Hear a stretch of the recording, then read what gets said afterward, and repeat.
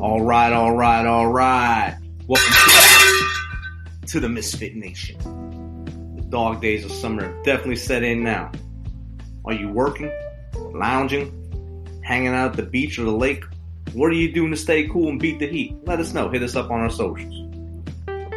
As you know, the Olympics are in full swing this week, and there have been some shockers. The U.S. women's soccer team came out flat and lost to a tough Sweden and have barely made it to the knockout rounds. The men's basketball team, what used to be called the Dream Team, fell flat down the stretch and lost to France. They bounced back and beat Iran. The Russians' women's gymnastics team dethroned the United States. This is huge. This should come with an asterisk, though. Simone Biles, there's no argument about it, is the best ever. Her routines are amazing, and her skill set is well beyond anyone else. The world saw this as an advantage and used power persuasion on the Olympics to tell her she will only be judged on basic moves. Anything she did above that would not get judged, she would not get points for. They then went in for the mental attack and tried to crush her that way. Simone stepped away on the biggest stage and will be ridiculed by tons of folk. Understanding her mental fitness is as important, if not more so, than her physical well-being was a huge move. She showed the world she's also good at understanding her mental health and wanted to save it for another day. I applaud you, and you set a very tough example here. I asked this on socials the other day, and will ask again here. When you're going through bad time, what do you do to make it easier? And part two, do the easy times come from triumph through the difficult times? Let us know your thoughts. Again, send us a message on any of our socials or a voice message here on Anchor, and we'll put you on the next episode. So, all right. If you're a small business owner and are always wondering how we can be more profitable, we have a person here who can help you out. The Seller Accountant makes life easier and more profitable for Amazon third-party merchants and other e-retailers. Their services are customized for each client to maximize financial visibility and security. So without further ado, let's get Tyler Jefcoat of the Seller Accountant on here.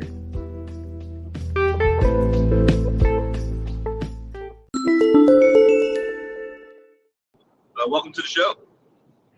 Absolutely, my friend. Glad to be here. So if you don't mind, tell the audience a little bit about yourself and a little bit about your backstory and what you bring to the table. Sure. Well, I appreciate you having me, Richard. So Tyler Jefcoat, I mean, my story is that, I'm here from Georgia, studied accounting at the University of Georgia and worked at a big bank. I actually worked for a ministry a couple of years before that, but ended up at a big bank and didn't like the corporate world. So I started a healthcare company in 2012 with a business partner, had a pretty good run, sold the business in 2017. So we had a kind of a 0 to 120 employee kind of run over about 4.5 years. And I'm an accountant by trade, and my MBA focus is in finance. So when I exited that business, I just thought, geez, I want to own another company. I want to coach entrepreneurs, leaders. How can I do that? And so I just, kind of was enthralled with e-commerce, had a friend that owned a big software company related to Amazon Sellers. And so we decided to start the company Seller Accountant, which is the one that I'm spending most of my time with now.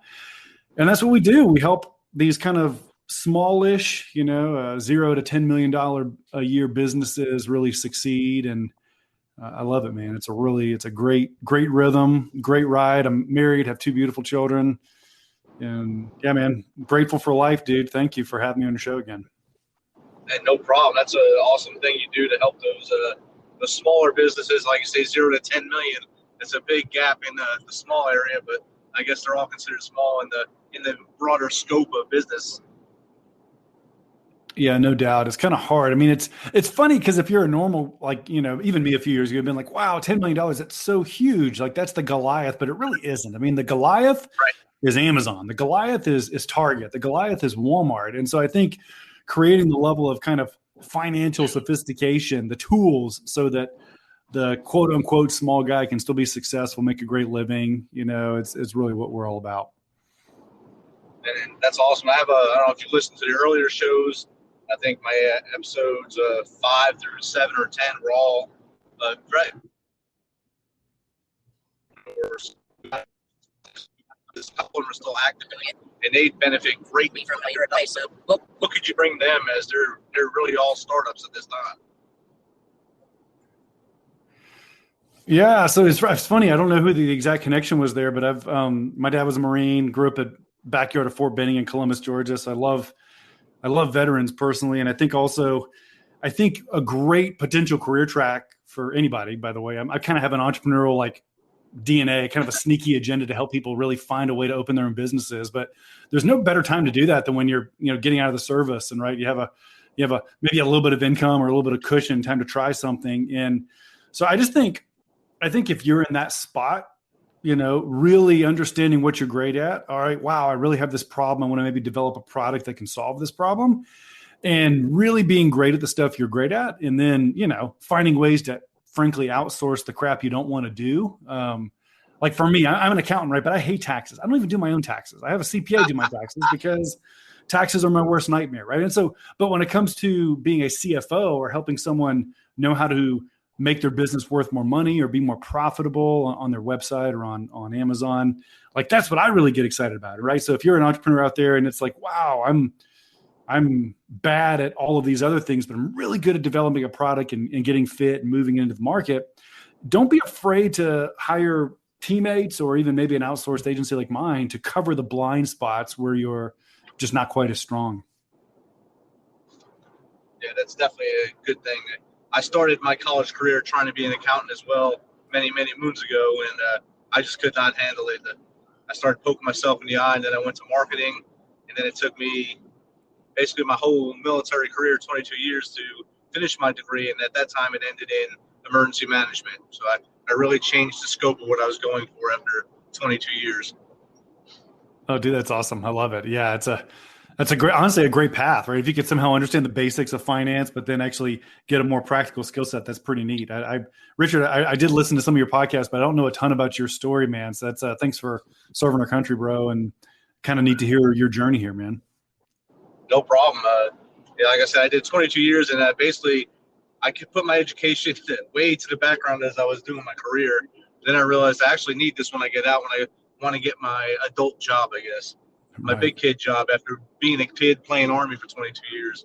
Because it was a fun job, minus going to war a few times or 4 times, but it's still a fun job. You either love it or you hate it, and I loved it. And then I had to get an adult job, so I said, I might as well have a degree. And I did that. Now I'm just at 15, I retired. Now 21, I'm going for my PhD. So it's still That's moving awesome. Pretty fast with it. Oh, that's so great. Well, funny like military career story really quick. This is probably not on task for this, but my brother's brother-in-law. So my sister-in-law's brother was a Marine, a couple of tours, got out, got a nursing degree, worked in the hospital for several years, and is now back in basic training. Actually just finished basic training for the Army because he's like, man, I can't do this civilian thing. I'm done with it. I need to get back in. And so he is actually at Rucker right now learning how to fly helicopters. As a 35-year-old, he squeaked in as a 35-year-old, and he's like kind of back in the seat, and his family's pumped. And that's outstanding. He probably could have gone in just as a nurse, since he had that degree. He could have. He's like, I want to fly helicopters. I'm like, all right, that's cool, David. You do what you do, you buddy. You do what you got to do. So. I actually have a good friend moving to Fort Rucker right now. Yeah, that's great, man. Yeah, I don't love everything about Alabama, but Fort Rucker apparently is a pretty cool place to be. So, yeah, it's a nice location. It's not far from Panama City Beach or Orange Beach. It's a good location. Love it. Well, Richard, I mean, is there anything in particular you think your audience would want to like hear us chat about? I mean, I'm loving your model here, but I want to make sure I'm serving the guys that are listening to this. I think for my entrepreneurs, any advice, anything you can tell them, or how to get in touch with you, or tips and tricks that you did when you started your first, like your nutrition business, what you did there to help you expand it the way you did before you moved away from that. What were your tips and tricks there that can help them as they are all building at this time? Wow, it's a good question. I mean, for me, I feel like I know some guys that I would call kind of true entrepreneurs. They're like inventing something brand new. And I just got to be honest with you, Richard, that really hasn't been my experience. My experience has been, let me interact with something that pisses me off enough to try to do something about it, like make it better. And yes. So And so to be like honest, like our healthcare company wasn't really nutrition. It was really like helping people with Alzheimer's disease. Like my grandmother had a bad experience in a nursing home. I was like, man, this is BS. Like how we got to treat our seniors better than this. Let's see if we can build a model with nurses and CNAs to do a better job. And so I was grateful to have somebody willing to invest a little bit of money to start that business. But I think to pivot into advice, I think that's where you start. What's something that if something makes you angry, it probably makes other people angry also. And I wonder, and so if there's like kind of the intersection of like, this is really frustrating for me, and it also is something I'm kind of good at, like I kind of have a knack for, there's probably a business hidden in there that you can solve a problem and monetize it. And I think the second thing is, advice from an accountant is I didn't keep my own books for the first 6 months because for the beginning of a business, your books don't matter, right? It's all about building revenue. How can I find a path to get people to pay me to do something meaningful? And so that's my second. So first tidbit is find a problem, solve it. It doesn't have to be sexy, right? I mean, we were a home care business that did the model better than our competitors. Now I'm an accounting firm that's super niche-y. Maybe that's the second piece of advice here is there are riches in niches. So can I find something so narrow, so specific that I might have a chance of being the best in the world or the best in my town at this? And I don't want to compete with the masses. I want to compete with just a few people where I can really focus. And so, my dad owns a real estate brokerage kind of company. I don't do his accounting. I don't know how to do that accounting. That's not my sweet spot. But if you're an Amazon seller or a Shopify seller, okay, I'm the expert. I'm the guy that gets to speak at the conferences and do that. And I would say that that's the true for you guys out there also. Like, right, okay, what's the thing that I could get so excited about that I might have a chance of being the best in the world, kind of buy into that mantra, there are riches and niches. Let me get really niche-y so that I can, make a profit in this business. And then the final thing I'll say is just it's going to be hard. Like the first year startup for me, both of these times in industries I've never had even though my degree's in accounting, I've never had a real accounting job. So I don't I didn't come into the business here knowing what I was doing. I had to figure it out, and it's pretty lonely and it's kind of crappy. Like dialing for dollars every day. Hey, would you please listen? I'll shine your shoes. I'll do your laundry. I'll mow your lawn. And I'll do your accounting. Just give me some money, right? And so I think just not giving up, finding customers. And then once you get a little bigger, you can say, oh, crud, those were not great customers. Let me not get as many of those. And these are really good customers. Let me get more of these. But I think at the beginning, find something you're passionate about, find something niche, and then just get after it until you find some revenue. And then you got a problem you can try to kind of solve into a business, Right. And I like your mantra there because it's kind of like our mantra for the Misfit Nation is the 3 H's of leadership is to be humble, stay hungry, and keep hustling. So when you hit those walls, you got to just keep pushing through them. And a lot of first-year businesses go out of business because they hit those walls and they fall down off the wall. And it's hard to get back up once you let that wall keep you down. And I think what you're saying is exactly true. You got to keep pushing through those things. So let me ask you, let me kind of turn the question around. Like, as you've talked to the guys on your show, Richard, what would you say is all right, I'm in year one. I'm kind of ground floor, year one in my business, staying hungry, staying humble. I'm hustling. Like, what's the best advice that you feel like you're catching as you're recording these episodes? I think a lot of them is to use the family support they have. Mm-hmm. Know that they can keep that mindset that they can do. Don't ever let anyone or anything tell you can't. Always move forward. Never stop when things get tough. Because if you do that, then you're defeating yourself at that point. Yeah, it's so good. It's like it's not a failure unless you don't get up, right? If you keep going, right. you can. And here's a great example of this. Like literally last week, I had to let a teammate go that we brought on. Still a friend, great guy, just wasn't a good fit for the role. And, it's easy to get discouraged, be like, man, I really stink at coming up with new job descriptions because obviously I hire this dude and he doesn't work out. But it's not like that. It's like, okay, I learned a lot from this guy. He learned a lot from me. We're still friends even on the back end of this.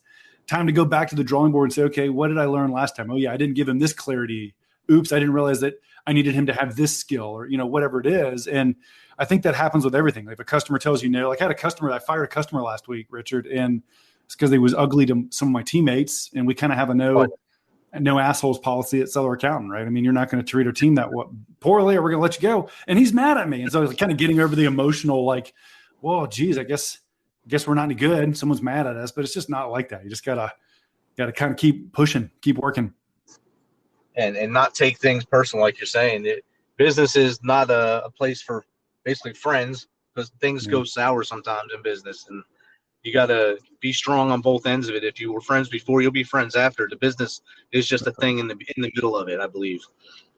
Yeah, I totally agree with that. And something I learned from last week, especially with a client that we had to let go, is you really learn a lot about someone's character. You learn about your own character or someone else's character when you see how they interact with someone that they don't have to be nice to. So like, you're in a grocery store and you see how someone interacts with the like guy bagging the groceries or like the waitress at the restaurant. Like the way you treat someone that you don't have to be nice to is a good indicator of your character. And so that was what I realized about this entrepreneur is like, you know what, man, if you're going to treat an intern like that, or you're going to treat a low level accountant like that, just probably not the kind of character we want to have tied into our company. And great teachable moment for our team is like, hey, a lot of what you portray to the marketplace is in the small conversations. Can you be as genuine and authentic and humble in every conversation you have, where you're genuinely trying to serve people? And if you do that, things kind of tend to take care of themselves. If you're a jerk, it kind of what goes around comes around eventually. Right. And you can see that anywhere in life, really. Even if you're on vacation, you're at the beach, you're on your little pad at the beach sitting there, and the people two pads down from you start arguing with someone because a ball landed on them or a frisbee landed on them. They could just pick up the frisbee and throw it back to them.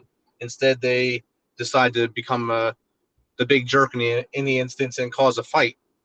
They could just pick up the frisbee and say, "Here you go. Just try not to hit us again."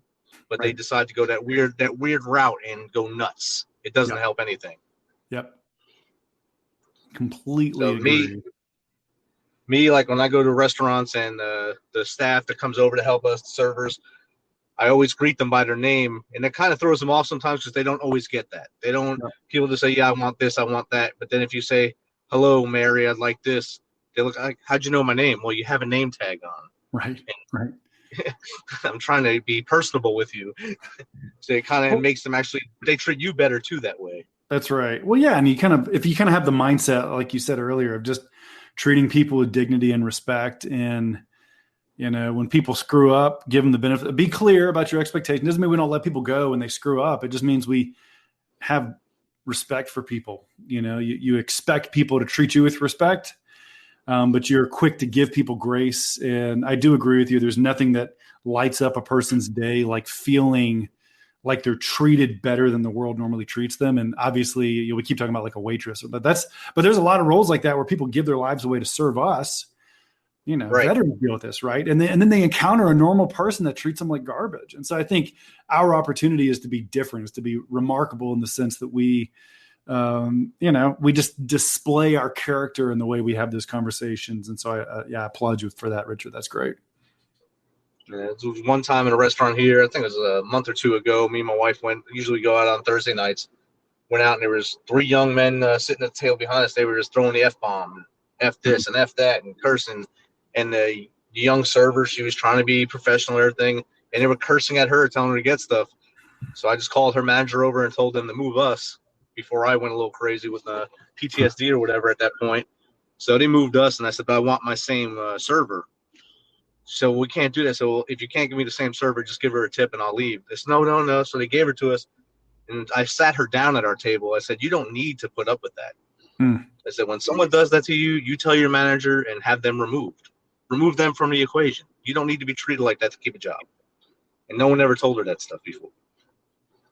Yeah, it's such a great moment for her. I mean, I was in a leadership group last year, Richard, where this kind of reminds me of this. There's a TED talk out there about this idea of a lollipop moment. This idea that in the illustration was a guy that was maybe volunteering on a college campus and, interact with these two scared, out of their minds freshmen, and, had the one young man hand a lollipop to the young lady and brighten both of their days. And lo and behold, they get married. And the guy who did this great tiny act of kindness to these two kids didn't even remember this incident, right? It wasn't even something that was on his radar, but the impact, the waves of the impact of his kindness on this, couple, the way that they viewed themselves, the 5 or 6 words that he said to them were engineered in such a way as to build them up, as to serve them, as to give them a better view of themselves. And so, it's kind of like that for you, right, Richard? You sit down with the young lady who's just been chewed out, at a restaurant, and your words can either bring life, which may ripple through the rest of her life, or it can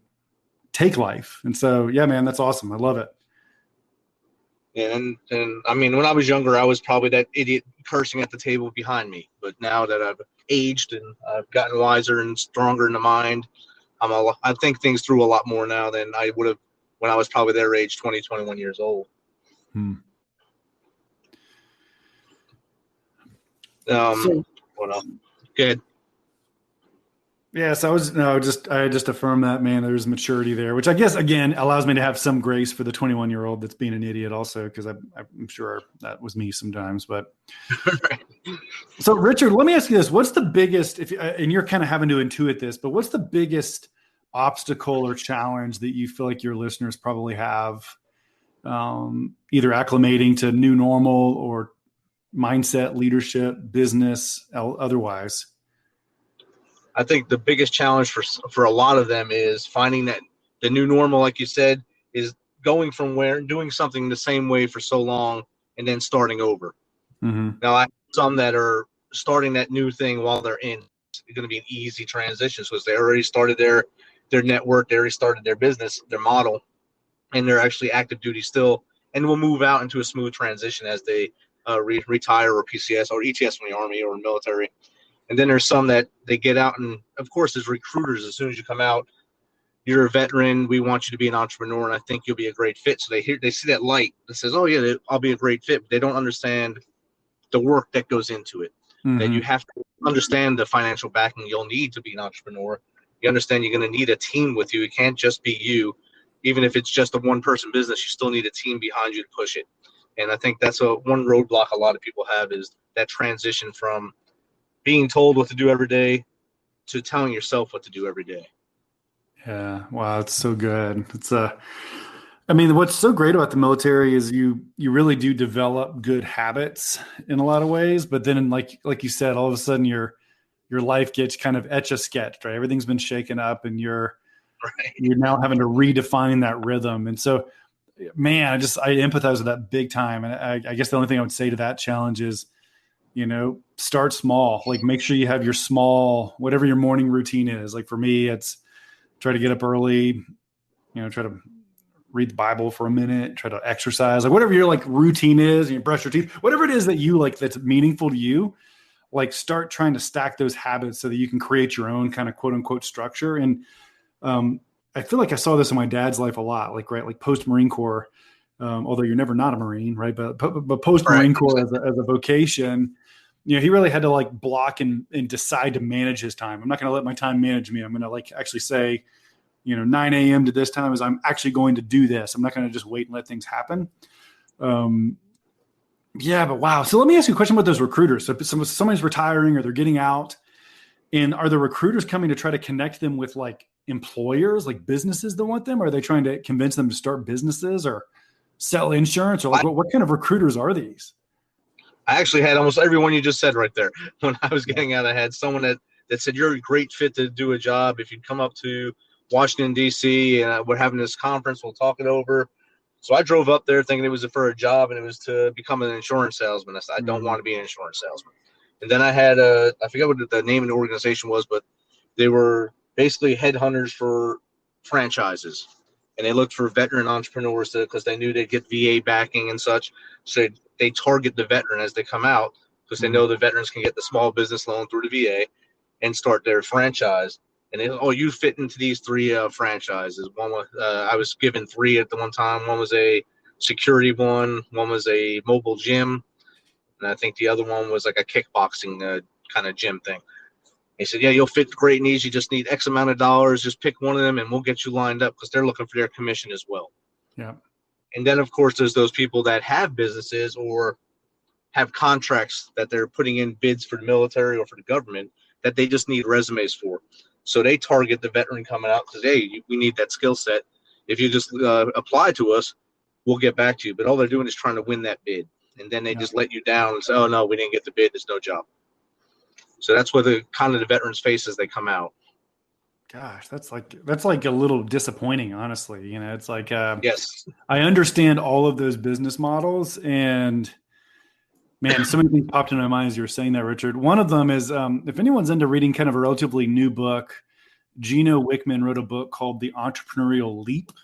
So The Entrepreneurial Leap by Gino Wickman is a great book for kind of like self-discovery. Do I have the wiring to be like, it's a different kind of entrepreneur who starts a business from scratch versus one who buys a franchise versus one that needs to be a sales guy that doesn't have a team. Like there's a different kind of wiring that makes you happier. And it really is not a one size fits all. Not everyone, the right person needs to buy a franchise and and that's going to be the perfect fit for them. But the wrong person is going to be miserable buying a franchise. Right. And so it's kind of like that with selling insurance or doing any of these other gigs. And I would just encourage the guys out there to do a little bit of self-discovery, any personality testing, get your hands on, and then maybe look at Gino's stuff from The Entrepreneurial Leap. I found it pretty helpful to say, okay, you know what? The way I'm wired, I need to go get a job, and that is cool, but let me make sure I'm shopping all the opportunities. And if you hate sales and you hate phone books, you certainly don't want to be an insurance salesperson because it's a miserable business to get started. Yeah. Yeah, and their advice to me was, you can sell it to all your family first. I said, no, I don't want to do that at all. At all. I don't want to do that. Yeah. I want to sell my family anything. So that turned me off right away. And then I actually met a person up there that was in my old career field, which was a chemical, biological, radiological, nuclear. And he actually had a company up there. We sat and had coffee, and he told me the ins and outs of a lot of stuff. I just shook hands with him and said, when you have a real position, call me. And I drove back to Tennessee from Washington, D.C. that day. So I wound up taking a year off from the time I retired to the time I got a real job. Exactly 1 year. Kind of makes sense, honestly. Yes. I mean, maybe that's the other thing is if you've built enough financial cushion for yourself when you get out, whether it's retirement or otherwise, to give yourself the space to heal, to kind of find normal with your family and to discover what it is that you really are passionate about. And instead of just diving in, I mean, obviously not everyone's going to have the luxury. You got to eat. If you got to eat, you got to eat. Time to go get something. But, whether you start your hustling in day 1 or day 60, give yourself some permission to be nice to yourself, and right. So, wow. Yeah. I gave myself that permission until my wife told me I had to no longer have that permission to get out of the house. Yeah. To be clear, your spouse may have the authority to remove that permission from you. Yes. And she was more than happy when I got a job after 1 year. Oh, it's so great, man. That's awesome. Man. But another thing, a lot of veterans, they don't make it a year at their first job when they get out. There's a very high statistics. It's over 80% that don't make it a year in their first job out of the military. Why do you think that is, Richard? I think a lot of it has to do with structure and dealing with the military-civilian divide from the structure of everything in the military to going to the civilian side. And it's kind of more of a lackadaisical, for lack of better words at this time. In the military, you have to have everything done by this time. And when you get to the civilian side, you might go in and work hard and you're thinking everyone's just lazy, but that's just the way they work because they're working by the hour. Mm-hmm. And they get a task and they have a week to do that task, where you used to do that task in maybe 2 hours in the military because you had to, or you're going to get in trouble. Mm-hmm. On the side, you got to book 40 hours for a client or 40 hours for your boss. And it's hard to understand that first job. And a lot of people just burn out real quick trying to mentally do that gymnastics, that mental judo. And then they just realize once they leave that job, now I understand what's going on. And then they wind up in another job where they most wind up in a better job or a better place after that. Man, how stupid is that, by the way, that this is like true in accounting world also. Like, so for 100 and whatever years, accounting firms have been using kind of a time and materials model. That means they bill you by the hour for their work. Right. And how dumb is that? Like, there's I'm going to pay the slowest, dumbest guy on the team. Like, he's the one that gets the raise at the accounting firm. It took him twice as long to get the work done as the other guy that's willing to hustle and get it done. And we are fundamentally opposed to that model at Seller Accountant. I hate that model. I don't want to sell the labor pains. I want to sell the baby, right? People don't care.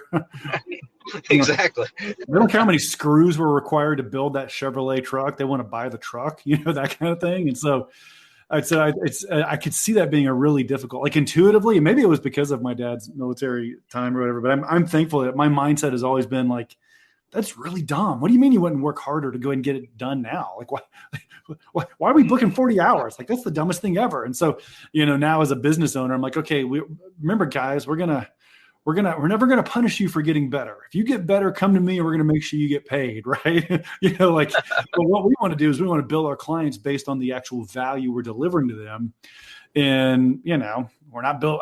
There's no such thing as an hourly rate at our accounting firm because like that doesn't compute for me. Like I'm going to try to get faster next month than I am this month.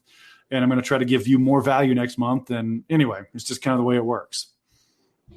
Right. And just like if say you go to a psychiatrist, they book by the hour and they know how many hours they're going to milk you out of money until they say that they think you're okay. Yeah. So we need 37 visits at an hour each at $200 a visit. Oh, that's great. Great idea. It does not compute. No, it really doesn't. Yeah, it's so tough, man. Wow. So Tyler, if someone's listening and they say, I want to get in touch with Tyler and I want to contact him to see how he can help me get me better, how do they do that? So, you can feel free to email me. My first name is Tyler, Tyler, and the website is selleraccountant.com. So you can learn more about us at selleraccountant.com, or you can feel free to just email me directly at tyler@selleraccountant.com. Awesome. Tyler, thanks again for being flexible with me, and have a good Athens day, and go Dogs. Richard, you're the man, buddy. Thanks for having me. Take care.